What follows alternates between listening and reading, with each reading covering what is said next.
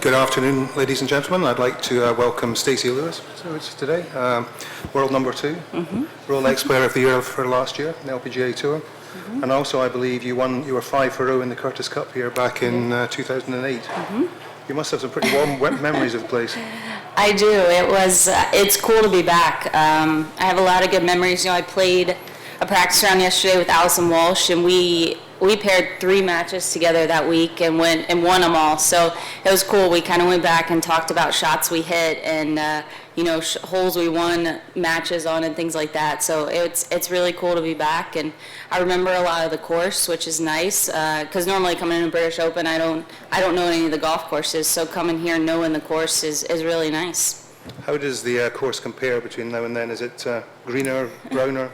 That part of it's pretty similar. That week at Curtis Cup, we had every weather, I think every wind direction. So it's, I definitely got to see a lot of the course, and a couple of tees are different. Obviously the course made some changes, so it's a little different there. But, overall, it's what I remember. You've played quite a few of the open courses now. Is this one of your favorites?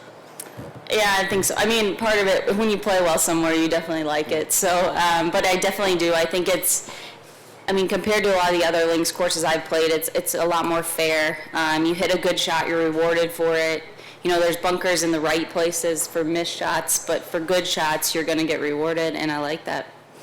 Stacy, the majors have been a little rough for you this year. You probably haven't played as well as you wanted to. Can you maybe sort of reflect on why that is, and then how do you feel like you could maybe change that this week? I don't really know why. It seems, everything was a little bit different. Wegmans wasn't hitting the ball well, and then, Kraft was just a bad putting week, and U.S. Open, I didn't putt well either. So they were all a little bit different. I don't really know. You can't really put it on one thing specific, maybe, but I feel like the last few weeks I've worked on a lot of really good things. I've had a couple top 10s. I feel like my game's moving in the right direction. It's kind of getting everything together for 4 days. But I feel like I'm doing the right things now. You talked about your form in the majors this year, but in your British Open form, you've improved steadily every year and presumably comfortable playing on the UK courses. Yeah, this style of golf is just so different. You really have to learn how to play here. You have to learn how to manage your game and how to play certain shots and staying patient. That's the big key out here, is that you're going to get some funky bounces and you just kind of have to roll with it and go into it, with an open mind, that knowing that, if the wind blows, it's going to play really hard. If the wind doesn't blow, you got to make some birdies. So your game plan just changes every day, and it takes playing a lot of it to figure it out. We were following NB Park around this morning. Obviously, there's a lot of media attention because of the cusp of a potential 4th major that she could be winning. Do you think that will phase her, or will she be able to play her own game?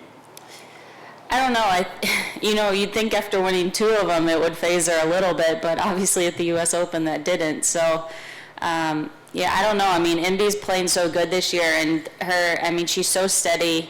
You wouldn't know whether she's winning a tournament or whether she's losing it, and that's what you need at a major. So, as a player, I expect her to play well. I expect her to be there on Sunday, to be up on the leaderboard having a chance. So, but as a player, you'd like to know if she's human a little bit, just to, see if she actually feels the nerves like the rest of us do.